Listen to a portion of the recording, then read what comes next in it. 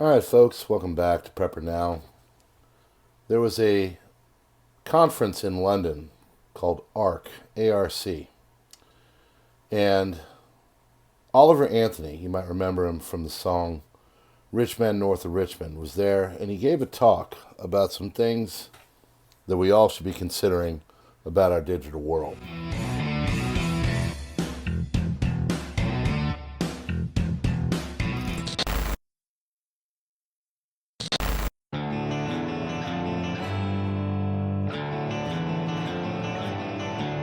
Welcome to PrepperNow.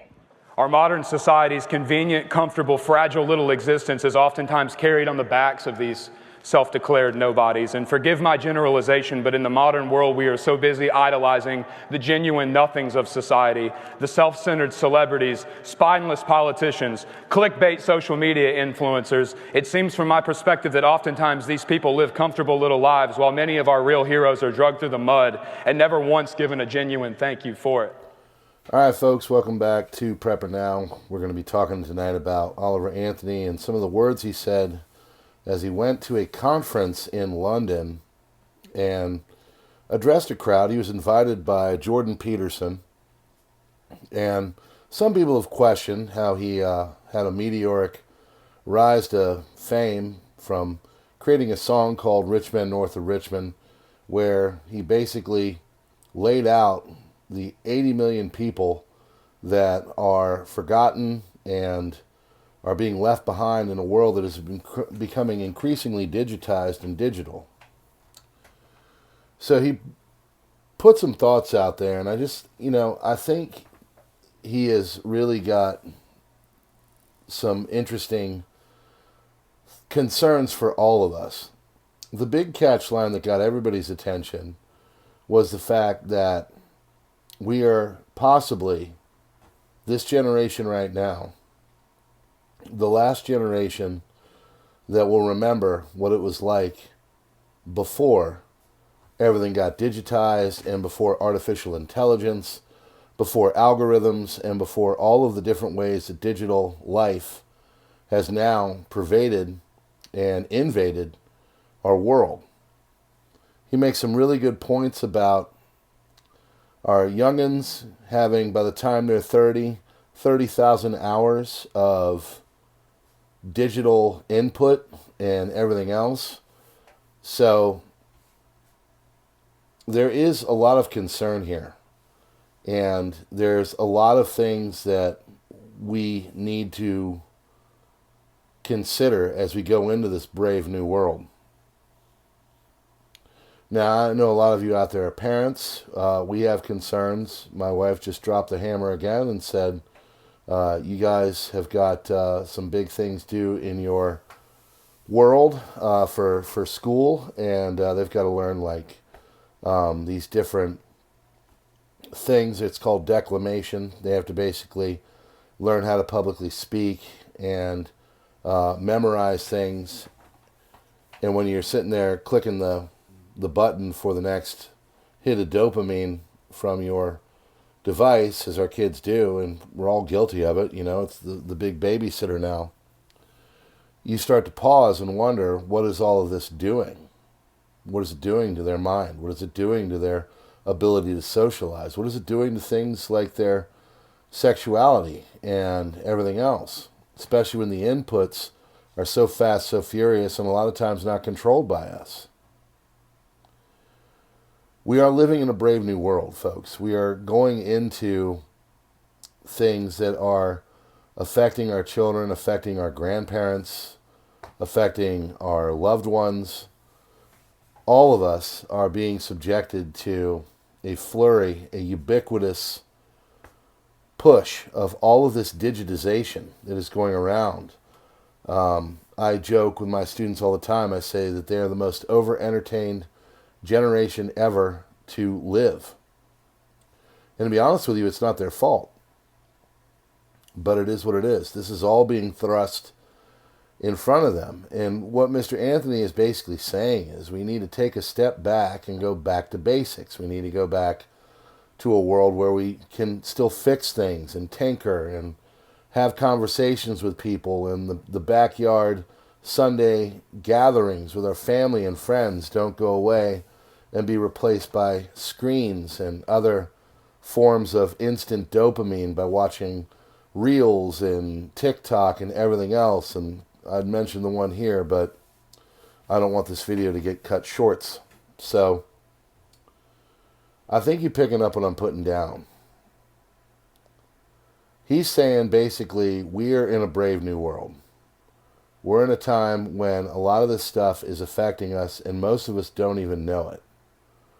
We're becoming more addicted to our screens. We're becoming more addicted to short attention span theater. We're becoming more addicted to these little hits of dopamine as we watch. I don't know what you watch, but I do watch some of these things, and you'll look up and 10 minutes is gone. You didn't even know it.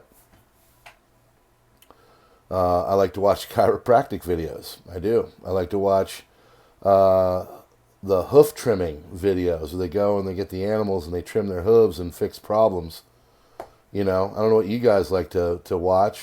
Put it in the comments. I like to watch when they help animals and, like, you know, get bot flies out of cats and take barnacles off the back of turtles, stuff like that. I know it's weird, but it's just something that for me just makes me get that hit of dopamine. But as I go through it and I watch that, I think, wait a second, what is all this doing to my brain? What is everything doing to me? What is it doing to my kids' brains?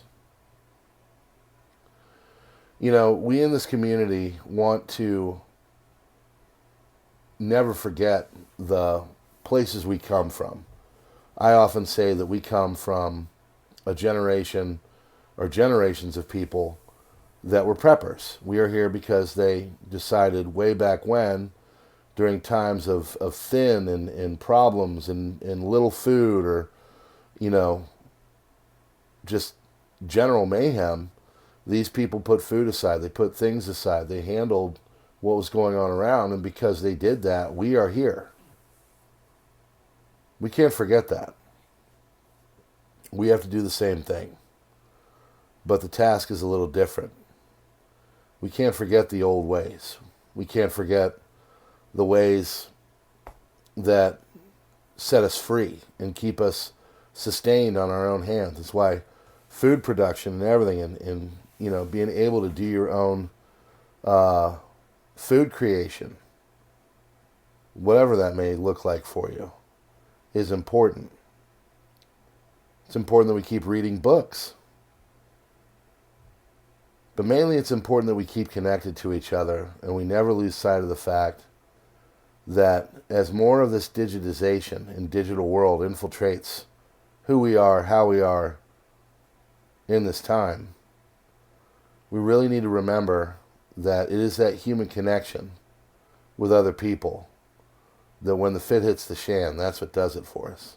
You won't be watching a short video or whatever. It'll be talking to your neighbor and figuring out what's going on. Watching Ford Observer, he's talking about doing area studies, but also connecting with people and different groups he has, and how he doesn't like the term prepper, but he definitely likes the term, you know, mutual assistance and helping each other. I don't know what you call yourself, why you call it or whatever. I don't know why you're here. Hopefully it's for good conversations like this, but I guess what I got out of Mr. Anthony's talk was never forget the community around you. Always have your people. Always know your neighbors. And always try to be good to other people. So if anything ever goes wrong, you'll have a network. And we won't be isolated. Because I think in the grand scheme of things, it's that isolation that will be the most devastating and detrimental thing that comes out of our digital world. All right, friends, if you like what we're doing here, hit that like button, do the subscribe thing. I know this is a little different one, but appreciate you. God bless, and come on over, hit the buttons and things, and you know what to do. I say it all the time. So, God bless. We'll see you on the next one. If being hired on as a London cab driver can change your brain on an MRI scan, and if life experiences like PSD can alter the DNA in sperm, what irreversible alterations will 30,000 hours of staring into algorithmically fed state of hypnosis do to the human mind or to their offspring? And in this short breath of time, We live in a state of existence that quite possibly no one else in world history has. We have both access to instant global connectivity, infinite information, and consumer-level access to artificial intelligence, but we are the last few humans in world history who remember what life was like before it. We are the last living people in history to have experienced life before the digital age. And I fear that it may become nearly impossible for younger generations to even differentiate the digital world from the real one before the end of my lifetime.